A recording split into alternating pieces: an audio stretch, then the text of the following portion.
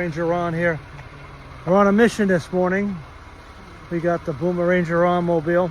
It's the Highlander. We're almost 200,000 miles on it. I'm at the Regional Water Authority today. That's the gate on North Street. There's a number of gates to this property. It's about 3,000 acres. This is a sensationally beautiful piece of property for the state of Connecticut. If you've never hunted here before, you ought to.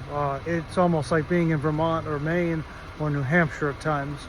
I'm serving today on the check station.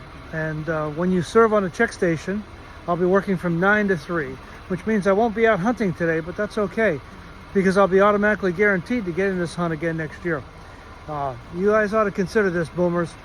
It's a difficult hunt in terms of terrain, thickness, and that sort of thing. But once you get settled, I think it's a great place, because it's only open exclusively once a year from October 28th till about toward the end of November.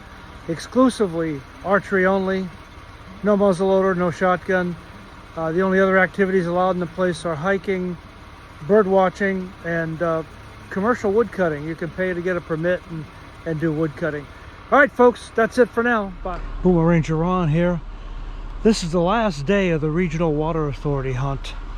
I think that would make it November 30th. And we have until December 2nd to remove our stands. Sadly, I'm at the 200 Beach location. All of us this year received a code, password to get into the lock, and then when we get in, we have to lock the gate back up again, and you have to be off the property by 1 o'clock. Technically, there's still hunting going on, so I'll have my orange on. I'll slip in. The game plan is to pick up the tree lounger and head back out. So stay tuned as we do this on this adventure, and maybe next year we'll actually hunt this place and take a big buck. Hope your season's really going great. Thanks for watching. Appreciate it. Don't forget to like and subscribe. Just a quick update. We are at Branford, North Branford, at the Regional Water Authority, Lake Gaillard. That's the largest property in the 5 towns. That there's 4 or 5 towns that hunt. Wanted to give you some lay of the land here and what it's kind of like. Now, we did have a lot of rain the other day. Quite a bit of rain. First time in almost 2 months. The road is still in very good shape. There's a little bit of gravel here, so I'm not anticipating. I have it in 2nd gear. I'm not anticipating we're going to have any trouble, but I just want you to see how far back we go in this particular section.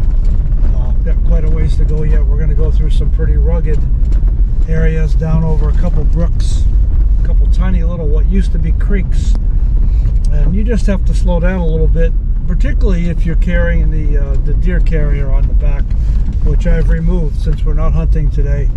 But you can see this is pretty rugged. I mean, for all intents and purposes, this piece of property looks and feels like Vermont, New Hampshire, or Maine. It is very, very pretty.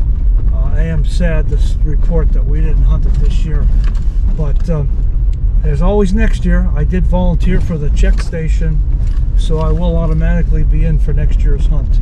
The 2 ways you qualify to get into the hunt is work the check station one day or shoot a doe. And since I didn't hunt it, it's a good thing I worked the check station. We're getting close to one of the other parking areas, but we're not quite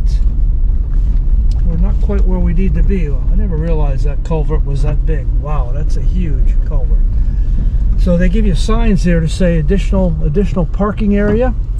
We're going to continue this way because that's where we are. And at one time, this must have been a big creek. You can see.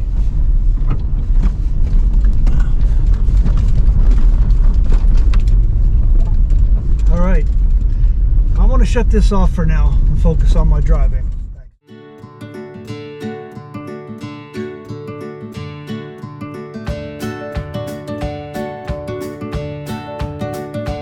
And so it appeared, as I was beginning to leave the facility after picking up my tree stand, I couldn't believe my eyes. A huge movement of a deer herd somewhere in the vicinity of 7 to 9 deer.